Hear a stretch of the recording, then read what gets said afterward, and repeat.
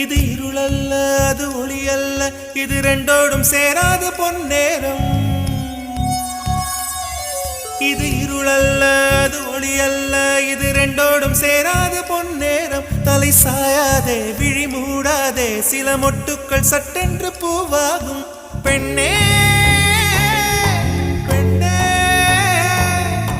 பூலோகம் எல்லாமே தூங்கி போன பின்னே